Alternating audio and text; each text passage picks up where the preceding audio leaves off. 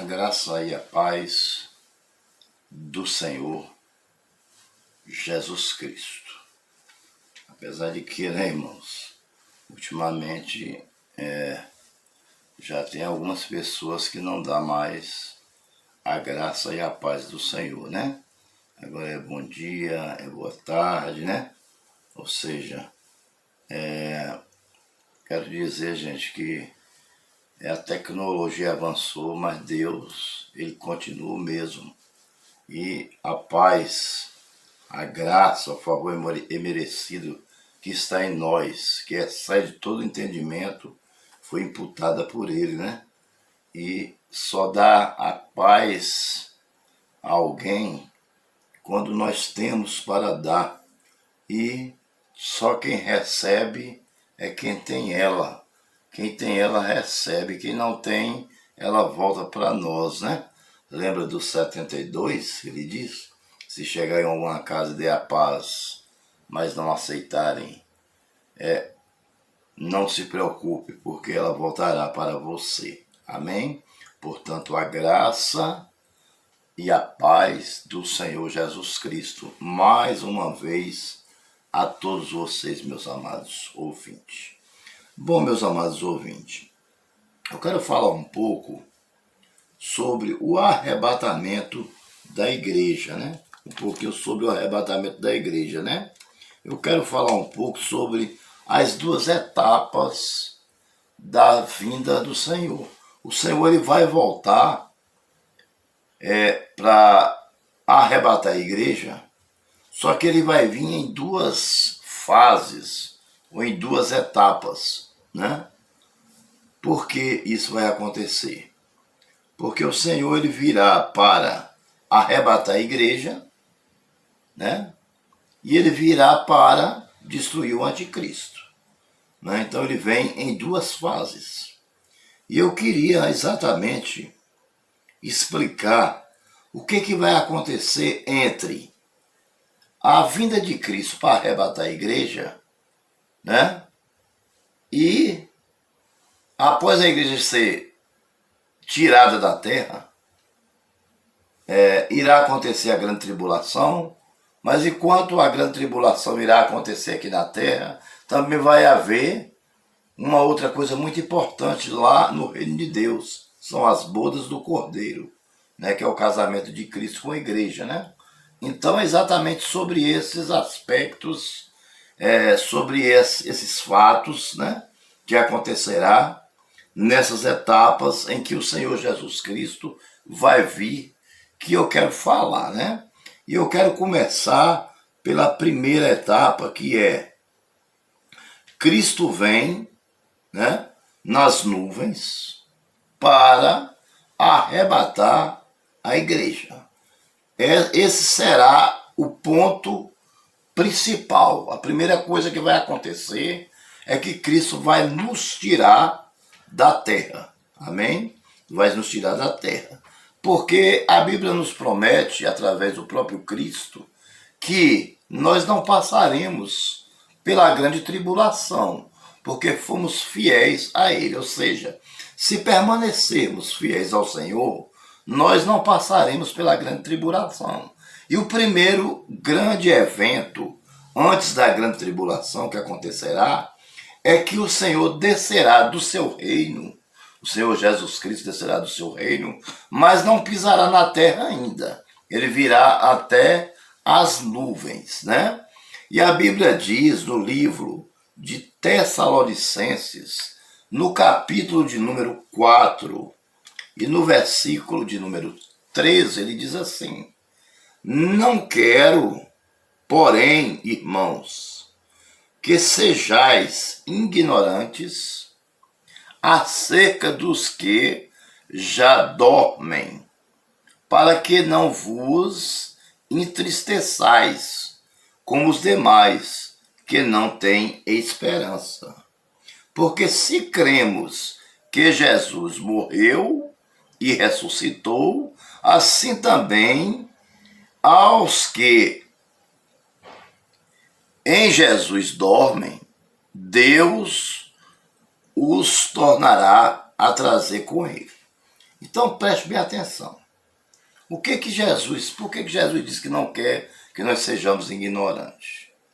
Essa ignorância aí não é aquela ignorância de que a pessoa fica irritado e começa a chutar tudo, a quebrar tudo dentro de casa, a brigar com a esposa, a discutir com os filhos. Não é esse tipo de ignorância que o Senhor está dizendo, não.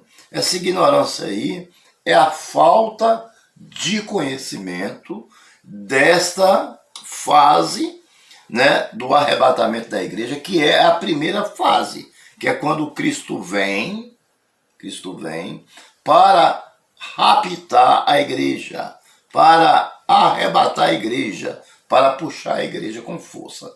Então, o que ele nos explica a respeito dessa primeira fase? É que nós não devemos ser o quê? Ignorantes, ou seja, que nós não devemos estar como podemos dizer, assim, por fora desse assunto.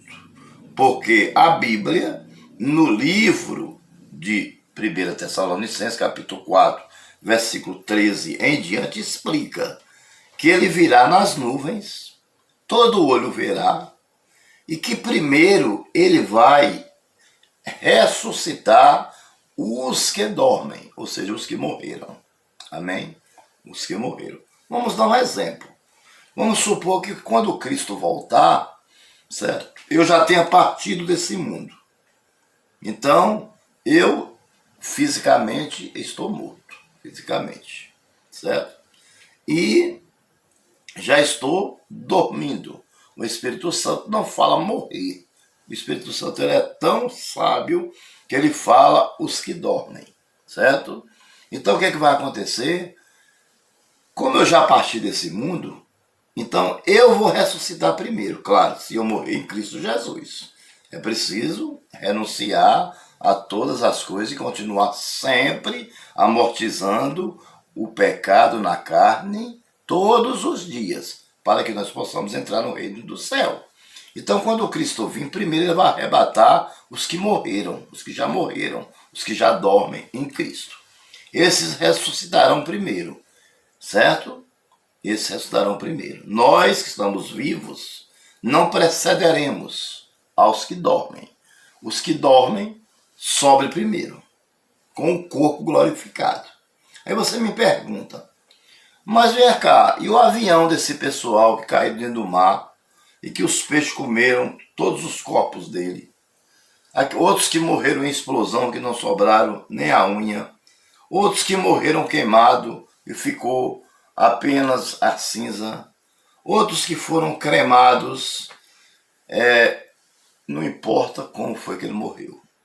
A morte dará conta a Deus do corpo, do jeito que eu estou aqui, glorificado, e irá ao encontro com o Senhor Jesus.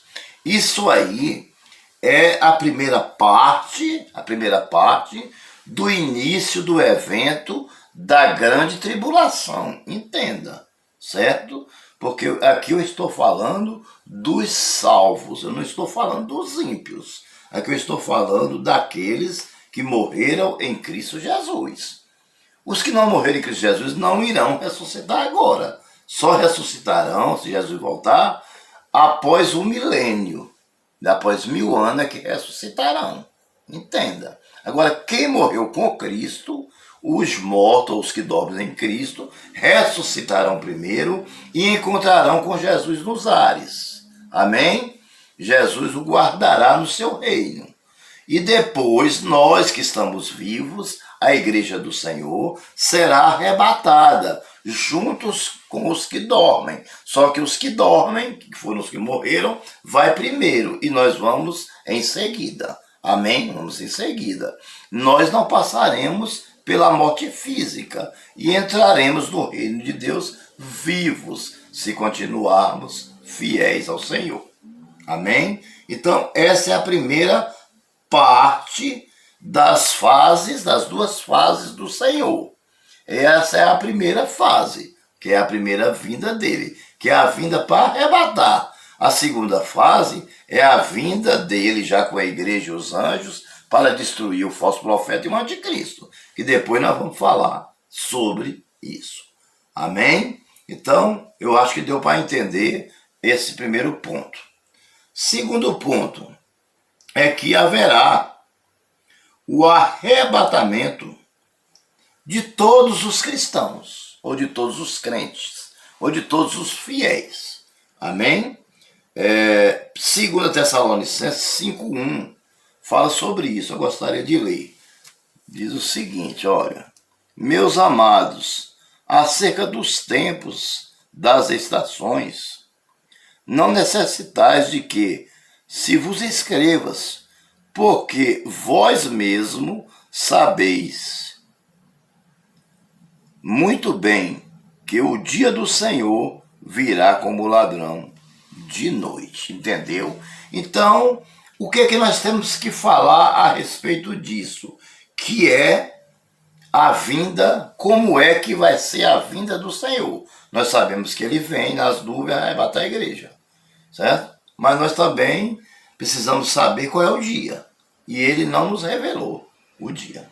Ele não nos revelou nem o dia, nem a hora, nem o tempo, nem as estações. Diz ali a palavra de Deus. Amém? Então, ele virá como ladrão de noite. Que se nós soubéssemos a hora em que ele viesse, estaríamos preparados, né? Com a arma, com a 765, ou chamava a polícia, alguma providência nós tomaríamos para não sermos roubados. Mas como nós não sabemos, somos pegos de surpresa. A mesma coisa será em relação à vinda do Senhor.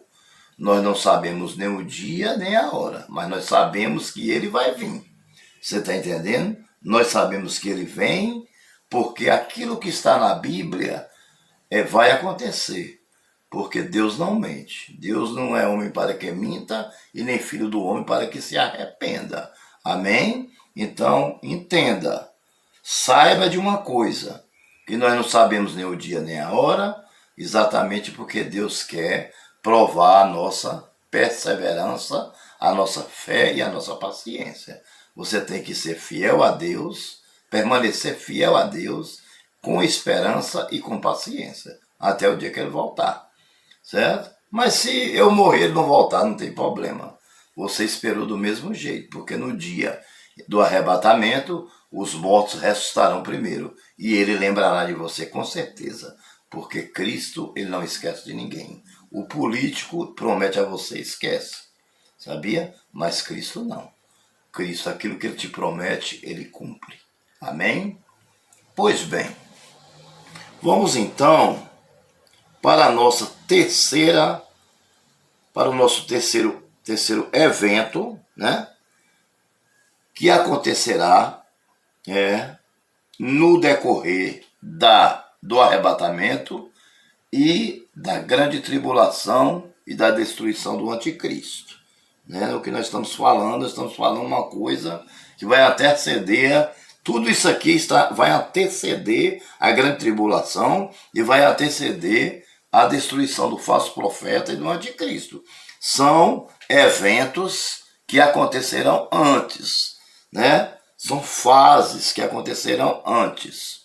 A terceira é o seguinte: os cristãos salvos no Senhor, né? Aqueles que são lavados e remidos pelo sangue do Cordeiro, que teve paciência e que esperou,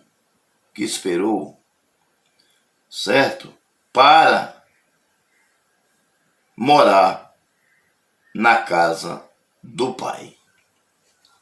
Pois bem, você não pensa que Deus Jesus vai lhe arrebatar e vai pegar você e jogar em qualquer lugar, de jeito nenhum. Não, você vai ter uma casa para você morar. Pode ter certeza disso. No livro de João, ele disse, do apóstolo João, ele disse: eis que vou preparar-vos um lugar. Não vos deixarei órfão, deixarei o Consolador, mas subirei para preparar-vos um lugar, porque onde eu estiver, vocês também estarás comigo. Amém? Então, ele é bem claro, quando ele fala com os apóstolos. né? Após a descida do Pentecoste, após ele preparar os apóstolos, 40 dias e 40 noites, já depois da sua morte e ressurreição, os apóstolos queriam voltar a pescar, outros queriam voltar a cobrar imposto, perderam a fé. E o Senhor Jesus teve que ficar mais 40 dias aqui. E aí ele convenceu os apóstolos a continuar a obra. Mas quando ele precisou subir, quando completou os 40 dias que ele precisou subir, assento aos céus, aí os apóstolos se preocuparam, mesmo ele estando em espírito, porque ele não estava mais em corpo físico, porque ele já tinha morrido e ressuscitado. Ele estava em espírito, mas ele disse: não se preocupe, porque eu vou, mas eu vou para preparar um lugar, porque onde eu estiver, estarás vocês também. Amém? Então, meu amado ouvinte, durante toda essa preparação que o senhor está fazendo lá, está incluído as bodas do Cordeiro, que será o casamento de Cristo com a igreja. Amém? Quando ele arrebatar a igreja se encontrará com Cristo, nós estamos como, Cristo está como nosso noivo, e nós estamos como a noiva, né? A noiva do Cordeiro. E aí vai haver o casamento da igreja do Senhor com Cristo Jesus. Amém? Da igreja do Senhor com Cristo Jesus. Então, lá no livro de Tessalonicenses, capítulo 4, ele diz: para que nós não sejamos ignorantes, para que nós estejamos por dentro de tudo o que está acontecendo, porque ele deixou escrito para que nós entendamos que vale a pena ser fiel ao Senhor, porque no dia do arrebatamento nós herdaremos a nossa salvação.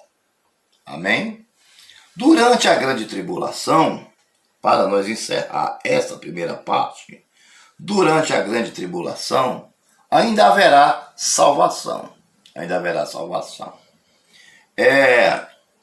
Tem muitos crentes que estão dentro da igreja, mas que por algum deslize, por algum vacilo, por algum pecado, né, por falta de vigilância, não subiu. Jesus voltou e não subiu, ficou aqui.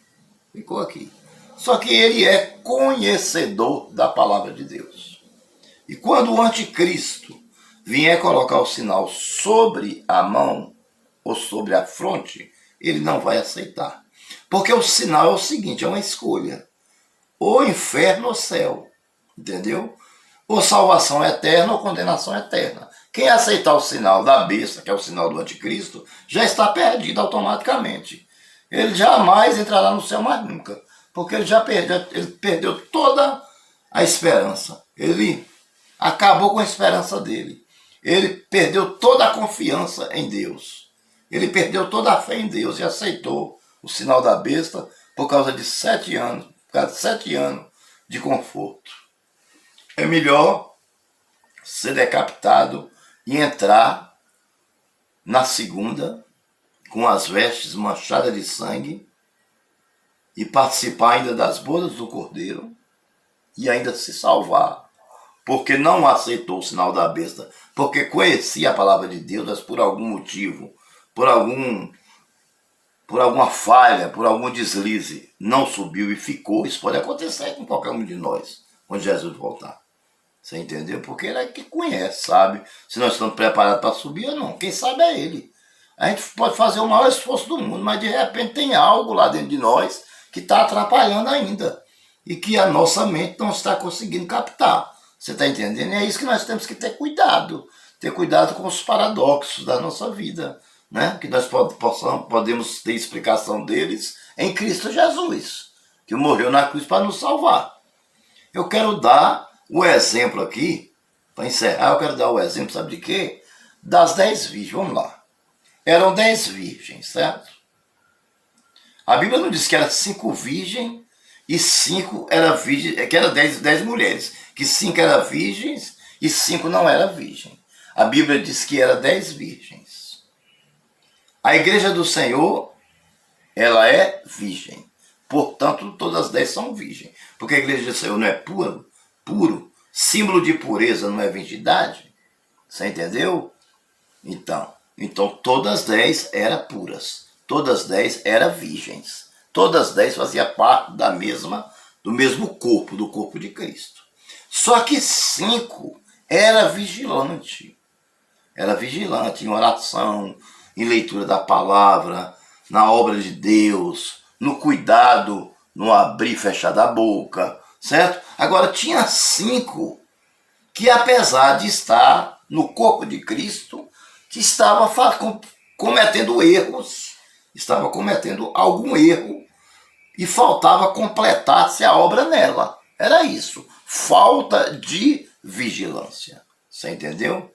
Essa parábola aí que Jesus contou, porque isso não aconteceu naturalmente, não. Não tinha candeia, não tinha virgem, não tinha nada. Isso é só uma história, uma parábola que o Senhor Jesus contou, uma alegoria, uma comparação, para que as pessoas entendam que nós temos que estar vigilantes para, na hora que Jesus chegar, nós entrarmos e participar do casamento, das bodas do Cordeiro. É isso, você está entendendo? Então, você pode ver que as 5, além delas ter azeite na candeia, elas tinham uma reserva de azeite em uma vasilha separada. Porque elas pensaram, se faltar azeite nessa, eu boto nessa. Então, o verdadeiro cristão, ele tem azeite de sobra.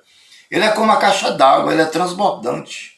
A caixa d'água tem a caixa d'água cheia, a vazia pelo meio. Essas 5 virgens sábias, ela era a caixa d'água transbordante. Tinha tanto azeite que transbordava pelas bordas da caixa d'água. Você está entendendo? Então existem 2 tipos de caixa d'água. Uma cheia e a outra transbordante. E ainda existe aquela que é vazia, que não tem nada dentro, que é oco. Tudo que é oco você bate, faz barulho. É por isso que quando eu vou na igreja que eu vejo muito barulho demais, meu amigo, nem tudo que é barulho é de Deus. Cuidado, muito cuidado. Você entendeu? Porque quando o recipiente está cheio, ele tem um batido fixo. Mas quando ele está vazio, ele tem um batido, aquele barulhento que incomoda, né? Que vai longe, aquele som, né? Aquele som barulhento que vai longe, o som de algo vazio. Mas quando ele está cheio, não.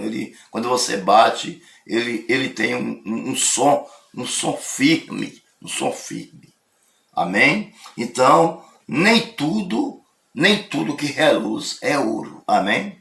Então, elas foram comprar. E enquanto elas foram comprar o azeite, para completar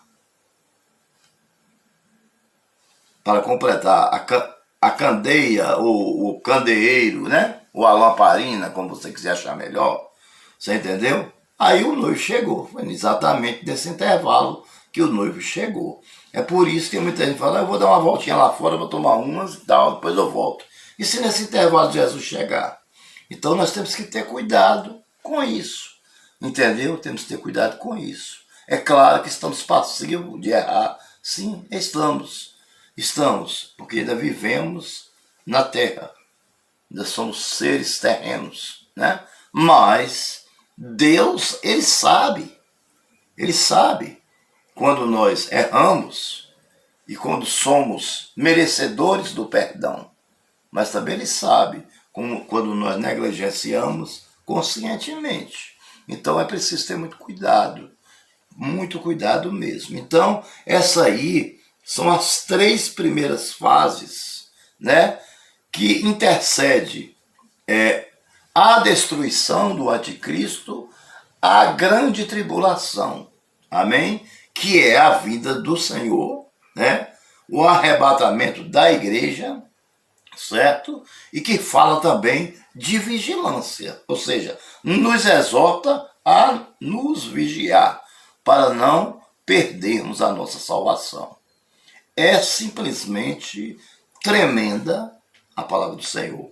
É simplesmente importantíssima para nossas vidas estar vigilante no Senhor. E como é que eu possa estar vigilante no Senhor?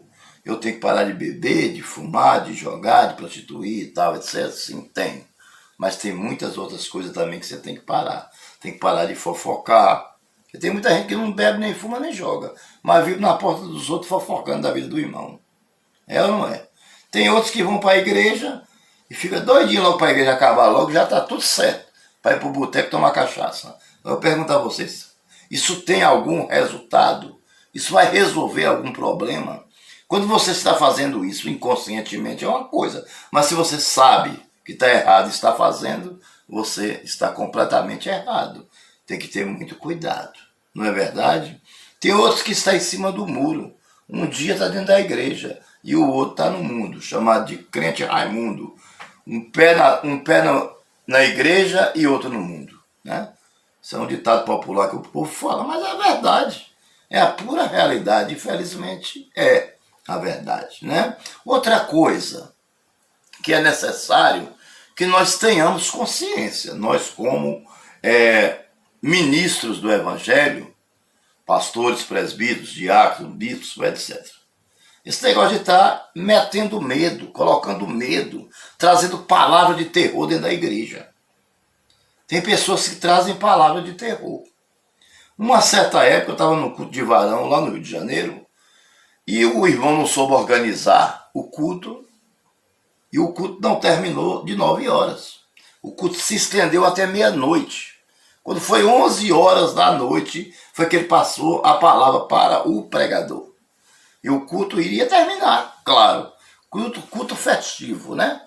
Entendeu? Uma pregação, o cara preparou uma pregação para 40 minutos. Que hora que termina esse culto? Meia-noite. Todo mundo ia trabalhar no outro dia. Sabe o que ele fez? Pegou o microfone e disse, olha, eu sei que eu errei e tal, etc., mas eu quero dizer aos irmãos o seguinte, aquele que passar por aquela porta, se ouvir a palavra, o anjo do Senhor vai cortar o pescoço. Então veja que besteira que ele falou. Eu estou dizendo isso, eu não estou inventando não. Eu estou dizendo porque eu ouvi com os meus próprios ouvidos e vi com os meus próprios olhos lá no Rio de Janeiro. Lá em Bangu, no Rio de Janeiro, aconteceu isso, certo? Deus, ele não é carrasco para matar ninguém, não. E nem para enviar anjo para matar ninguém, não. Ele envia quando há uma necessidade, quando ele quer fazer juízo. Você entendeu? Ele envia. Mas Deus, ele é nosso amigo. Deus, ele é nosso pai. O que Deus faz com a gente? Ele nos chama de meus filhinhos, né? Meus escolhidos. É isso que ele nos chama. Meus separados, amados, guardados em Deus Pai. É assim que ele nos trata. E nós sabemos que Deus é justiça, claro. Mas no caso desse aí, quem estava errado era o dirigente e não os irmãos que no outro dia precisavam trabalhar. Então, dentro das igrejas, hoje em dia, ainda existe muito isso. O cara gosta de contar historinha, conversinha, sabe? Para colocar medo nas pessoas. Aí a pessoa não tem conhecimento da palavra, ele só vai na igreja aquela vez, nunca mais vai lá. Aí eu fui lá para ver se eu resolvi o meu problema que eu estava. Eu estou com um problema aqui, com enfermidade na alma, estou com a mente turbada, estou com um problema para resolver. Fui lá para ouvir uma palavra, para ver se Deus me ajudava, que eu resolvia. O pastor de lá falou essas coisas, então o que eu vou fazer mais lá? Então tem que haver sabedoria. Ninguém precisa ter medo de Deus. O que você precisa ter medo é de pecar e ter temor de Deus. Temor é uma coisa e medo é outra. Amém? É isso que nós precisamos, pedir a Deus todos os dias e fazer o impossível para não sair por aí cometendo pecado e perder a nossa comunhão com Deus. Então, aí está a nossa primeira parte do nosso estudo, que nós vamos chamar sobre as duas fases, né, da volta de Cristo, da volta de Cristo, para o arrebatamento e para o juízo do falso profeta e do anticristo. Né? São alguns estudos, não são um só não, mas seriam 7, 8 estudos mais ou menos, que nós vamos trazer. E nós vamos entender melhor o que a Bíblia quer nos falar através do Espírito Santo, né? Nos usando pela sua misericórdia como instrumento. Porque nós não merecemos absolutamente nada. Nós somos, sabe o quê? Apenas pó é a nossa estrutura. Quem disse isso foi o rei Davi. O rei Davi disse que nós somos apenas pó. Senhor, eu sei que a minha estrutura é pó. É pó. Por isso, eu me prostro diante de ti e me quebranto para te pedir perdão por todos os meus erros que tenho cometido, apesar do Senhor ter sido tão bom para comigo. É assim que nós temos que nos dirigir ao nosso Deus, com humildade, né? Procurando sempre ser humilde, ajudando o nosso próximo a crescer na graça e no conhecimento da palavra do Senhor. Maranata, ora vem, Senhor Jesus. Não esqueça de inscrever-se no meu canal, deixar o seu like, ativar o sininho, para que possamos estar enviando a você, meus amados irmãos, né? Igreja do Senhor, meus irmãos em Cristo, que ouvem o meu canal, né? Para que você possa estar assistindo, estar sempre por dentro dos nossos estudos, aprendendo um pouco mais junto comigo, você entendeu? Você aprende junto comigo, eu aprendo junto com você e todos nós juntos aprendemos mais de Deus. Que Deus os abençoe.